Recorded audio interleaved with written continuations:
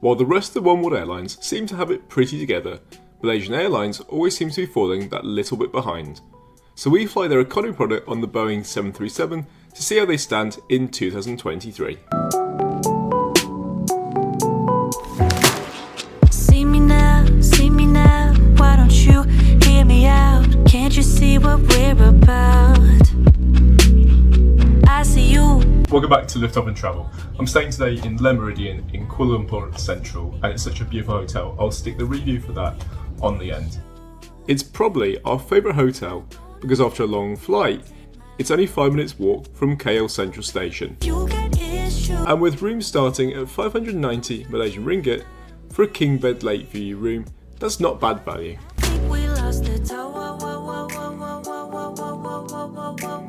So one of the best reasons to fly Malaysian Airlines is that you come to KL Central, you can actually check in for the flight here, and that means your luggage can go to the airport, or you go bag free. Just make sure you're there at least 2 hours before you fly. To use this service, you'll need to present your rail ticket for the Clear Express. Prices start at 49 ringgit one way. It's worth checking their website though for offers including the travel pass, which gives 2 days of unlimited travel for 80 ringgit. Departing every 15 minutes, the service takes about 30 minutes, with the first stop on the line being Terminal 1. This mainly serves international destinations and Malaysian Airlines. Passengers travelling with AirAsia should continue onwards to Terminal 2. So door to door takes about 28 minutes from KL Central to Clear Airport. And if you wonder why I'm saying Clear, it's because it's Kuala Lumpur International Airport. For today's flight, if you didn't check your bag in like I did in the city, you'll need to head to Zone H. And for business elites, that's D, so it's like One World frequent flyers. Now I realise that most people won't have One World status, but I hope you don't skip forwards. For those who do, we'll be using the business class check-in and heading for the lounge. So I did inquire, there was a free seat in business class. I don't know if it's a window or not, but it's about £100 to upgrade. Which is most curious, because a few months before flying, I received an email asking if I'd be interested in bidding for an upgrade. The lowest bid was the same as check-in, but the highest was 1,645 ringgit. Outrageous. But then again, I guess some people will pay that. For a 2-hour flight, you tell me what your thoughts are on the price. Once through security at Terminal 1, if you like planes then you'll be sure to check out their airplane model collection. I'd guesstimate the models are about a 1 to 100 scale, so don't think twice about stealing them because someone's going to notice. Sadly, it's always a reminder though of Malaysian Airlines' past, how they simply couldn't sustain the cost of those beautiful Airbus A380s. Terminal 1 has 2 sections, with the main part of the terminal hosting the Golden Lounge Regional, which unsurprisingly this caters to all the short-haul flights. A hub is connected to the main terminal by a shuttle train, which is currently undergoing refurbishment, hosting all the international and wide-body flights, and also the better, much larger Golden Satellite Lounge. We didn't have time for both, so sadly the last one will have to wait for another trip. Besides sitting, shopping and watching planes, there isn't a huge amount to do here, so apologies to those who don't have lounge access. To get into the regional lounge, you'll need One World Sapphire or higher status, or to be travelling in business class. As lounges go, it's a good size, has some shower and toilet facilities, and the food is good but not spectacular. It is, however, very comfortable.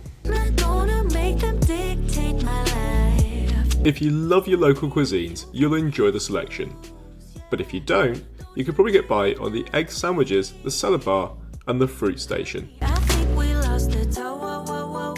I did find the pasta station a slightly unusual choice, but then again, it's cheap to make and pretty hard to get wrong. Love it or hate it, such an unusual fruit, but I absolutely love dragon fruit. So not particularly fancying the chicken, I nestled into this semi-private space by the window to take in the views and get some footage. Asia has some of the most amazing dishes in the world, but sometimes you just want a reminder of home. And did you know that some of the best egg sandwiches in the world can be found over here? Other than that, I couldn't say no to the lemon and matcha cheesecakes. So unfortunately I didn't have time to go to the main lounge just over the other side, just because I got here about an hour and a half before. But that's a perfectly reasonable and very nice little lounge. Let's roll the journey map. Flight times vary, but today's flight, MH721, departs at 13:45, taking about 2 hours and covering a distance of 735 miles. There is a lot of competition on this route, and a quick Google search showed that there are 27 flights a day. Malaysian Airlines operates 6 times a day at the following times. AirAsia has the lion's share with 10 flights a day. We'll take our review on the end of this one. But if you want to travel in style, we were surprised to find that KLM operates a Boeing 787 between the two cities on select days during the week. Malaysian Airlines has 3 brand new shiny Boeing 737 MAX 8s, but today's is on an older 737-800, which is about 11 years old.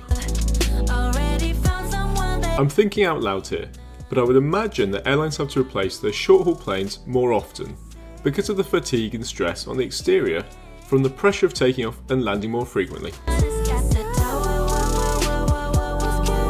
The first 4 rows feature Malaysian Airlines' newest blue leather business class seats.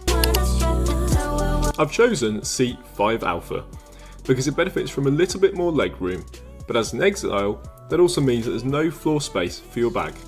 Despite feeling roomy, they're pretty average at 30 inches of pitch and 17 inches of width. At 5'9", I was more than comfortable. Row 5 also benefits from full 2 windows.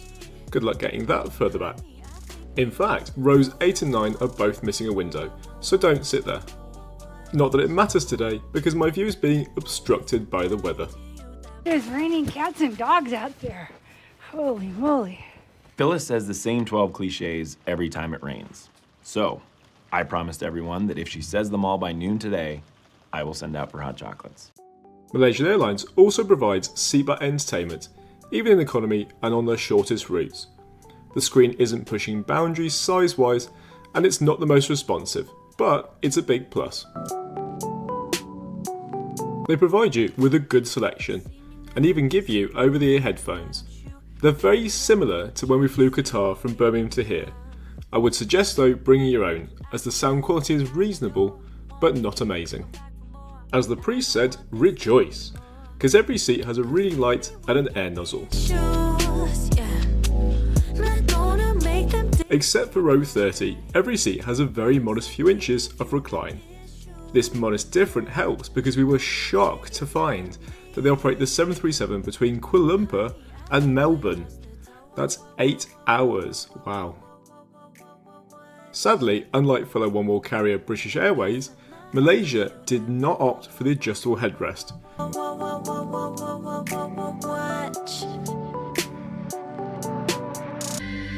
May we have your absolute attention as we take you through our demonstration.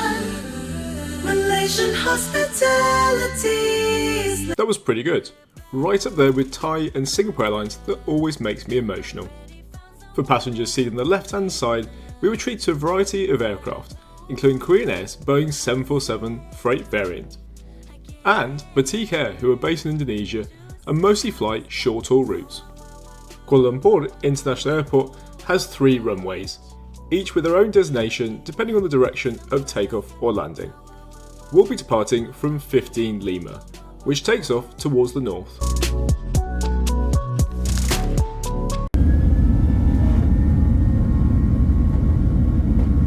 Let me go, let me out. My time is precious to me, so you just have to do without. It's been a while, so we'll head to the bathroom before any goodies are served. The bathroom on the 737-800 isn't particularly inspiring, but I was surprised to see so many amenities.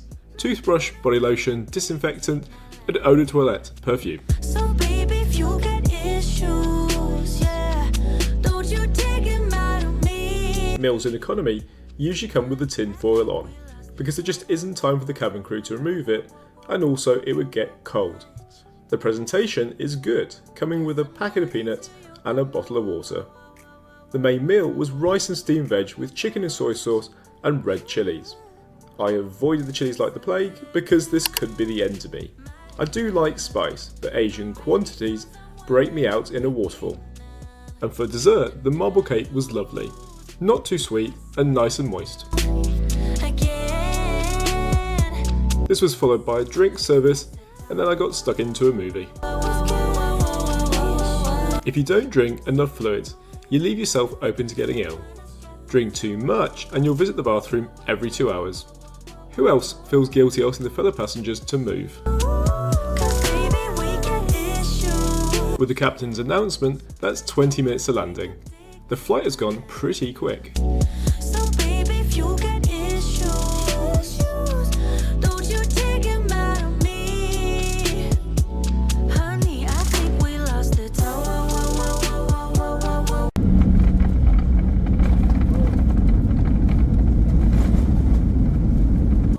What a treat, taxiing past this retro livery Garuda Boeing 777-300.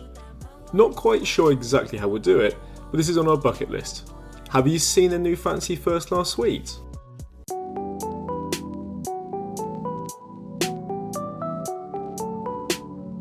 It can be a little bit of a walk, although Malaysian Airlines seems to have chosen a gate which is a little bit closer, so that's really good. That was a very pleasant experience, and I wasn't expecting to have a meal on board, so that was a definite bonus. Nothing too major. I would say I probably got one of the newer 737s. You don't always get those, so just bear that in mind. But highly recommended. Would love to try them again in business.